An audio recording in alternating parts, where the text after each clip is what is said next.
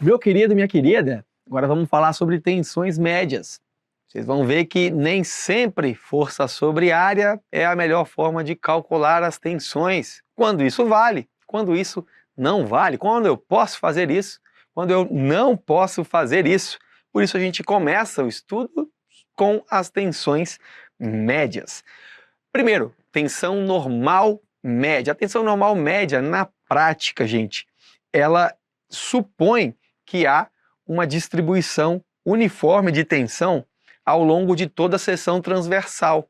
Só o que acontece na prática é um pouco diferente, né? Nós fazemos a suposição de que a tensão normal é uniforme, mas quando a gente tem pontos próximos ao local de aplicação dessa força, a tensão é muito maior. Imagine que se tensão é força sobre área, quando essa área tende a zero, um ponto, quando eu tenho ali uma carga aplicada, a minha tensão tenderia ao infinito.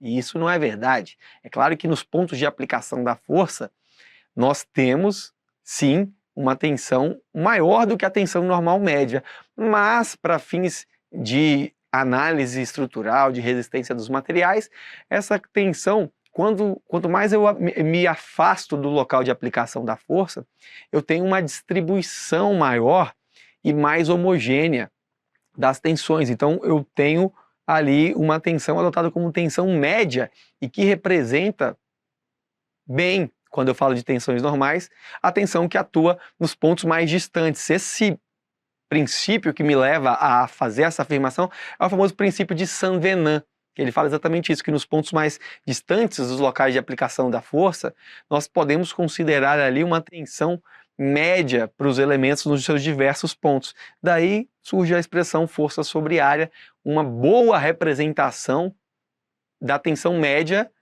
para que na prática é uma tensão em cada um dos pontos. Veja que lá em cima o meu gráfico de distribuição de tensões, ele tem próximo ao ponto de aplicação, não só a deformação maior, mas a deformação que depende logicamente do nível de tensão, uma tensão maior no ponto de aplicação da força. Quando eu chego lá nas seções intermediárias, veja que isso já está mais distribuído, houve um espraiamento das tensões, consequentemente posso adotar a tensão média. Outro caso onde eu tenho uma concentração de tensões também, mas que para nós não vem ao caso na análise aqui que nós fazemos para concurso público, são nos desvios aqui de seções transversais, né, onde a gente tem ali a concordância entre seções, pontos de aumento ou redução nas áreas, né? São pontos de tensões concentradas. Inclusive tem coeficientes aí que a gente consegue calcular esse ponto de concentração de tensões que aparece na hora que a seção transversal se altera.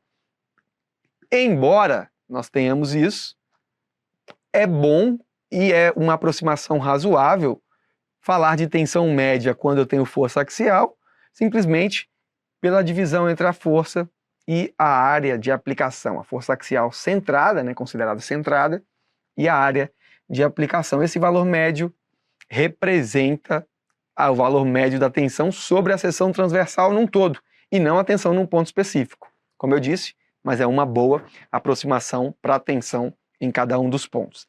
Diferente, falamos da tensão normal, diferente da tensão cisalhante média ou a tensão de cisalhamento média. Quando eu considero que a tensão de cisalhamento é constante ao longo de uma seção transversal, é uma aproximação muito ruim, para não dizer péssima, até porque, de fato, a tensão de cisalhamento na superfície, devido a um esforço cortante, a uma força cisalhante como essa, ela é zero. E ela varia numa seção, por exemplo, retangular, até o centro geométrico ali eu tenho a tensão máxima. Mesmo em pontos mais distantes, onde eu tenho o cisalhamento, o cisalhamento médio não é uma boa aproximação para o que de fato acontece em cada um dos pontos da estrutura. Por que então que eu estudo a tensão cisalhante média?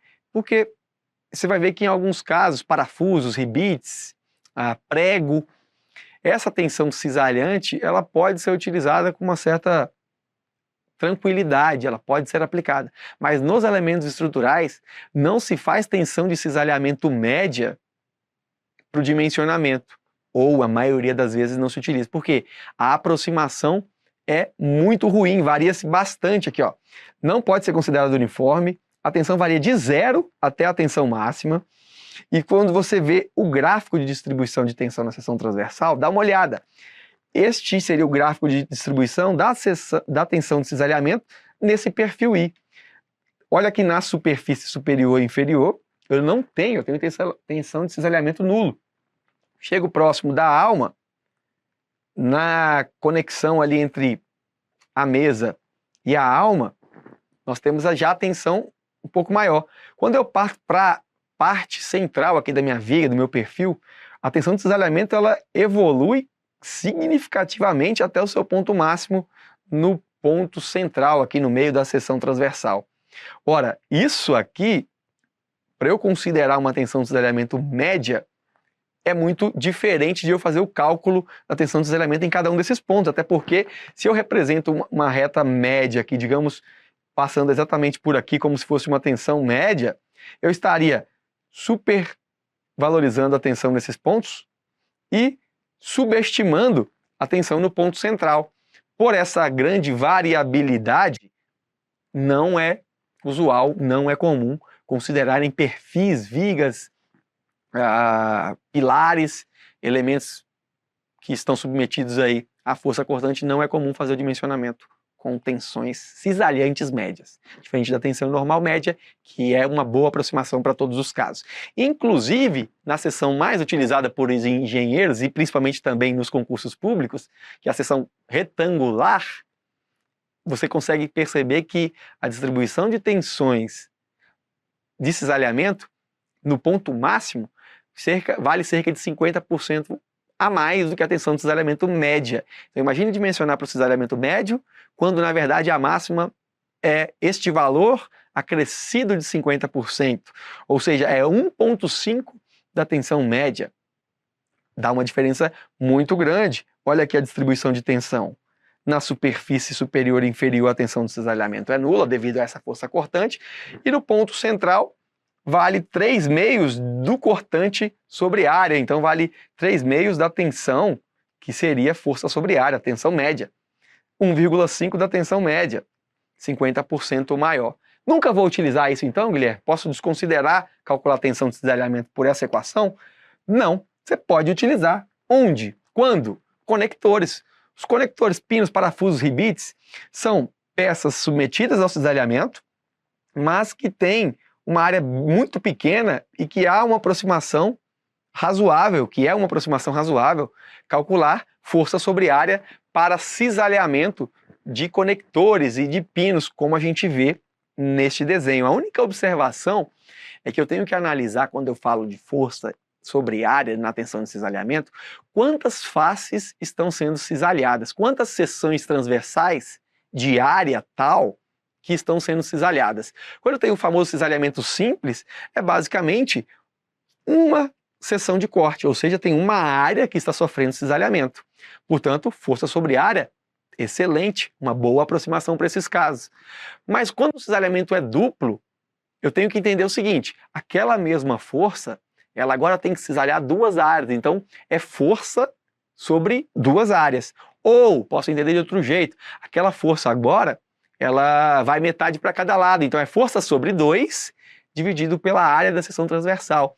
De uma forma ou de outra, eu vou cair sempre na tensão de cisalhamento média como sendo força sobre 2 vezes a área. E isso, uma seção que tem cisalhamento duplo. Agora imagina se eu tenho 2 parafusos ali ao longo da mesma seção transversal, cada um com 2 faces de corte. Eu tenho 4 áreas sendo cisalhadas pela mesma força. A gente vai ver isso ao longo dos exercícios. Outra tensão usual em parafusos e conectores é a tensão de esmagamento. Embora na prática ela seja um pouco mais complexa de ser calculada, porque a superfície ela entra ali no furo e ela esmaga não só o fundo, mas também as laterais, uma boa aproximação para a tensão de esmagamento, que é uma tensão, repito, normal, e não é uma tensão cisalhante, porque ela está comprimindo uma área e não cisalhando, essa tensão normal de esmagamento, ela também sofre uma aproximação. É força sobre área, mas não considera toda a curvatura da área, a gente considera só a seção, projeção dessa área. Então eu faço como se fosse um retângulo ali, de altura igual à espessura, largura igual o diâmetro.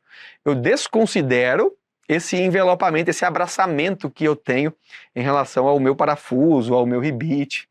Então, essa tensão de esmagamento, que é uma tensão normal, que poderia chamar de tensão normal média, inclusive, força sobre área, no caso do esmagamento, essa área aproximada é a espessura vezes o diâmetro do parafuso, ou seja, é a área que eu consigo visualizar aqui, próxima de um retângulo.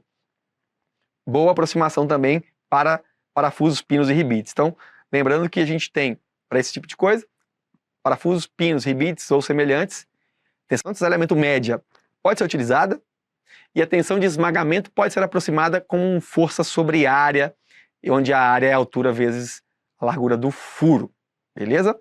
Agora, posso ter, embora não comum, eu acho que eu nunca vi isso em concurso, uma seção inclinada, assim como às vezes eu tenho uma carga inclinada.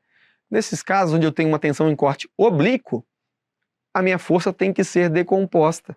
Essa força P, quando eu analiso uma seção inclinada, oblíqua, ela se decompõe em uma força F, que vai gerar tensão normal, devido à carga axial, e uma força V, que gera tensão de cisalhamento. Essa tensão de cisalhamento aqui devido ao esforço cortante. Claro que a área também da seção com o corte oblíquo é uma área, uma superfície maior do que a superfície original. Quando eu faço, então, tensão média axial, ou tensão normal média, e tensão de cisalhamento média, eu entro com esses coeficientes aí, ó, P sobre A0, que é a área da seção original, né? Seria como se fosse a área da seção pintada aqui agora em vermelho. Tensão média, força sobre A0, vezes cosseno ao quadrado. E a outra força sobre A0, seno vezes cosseno. É bom só para que você entenda que tem que se fazer a decomposição.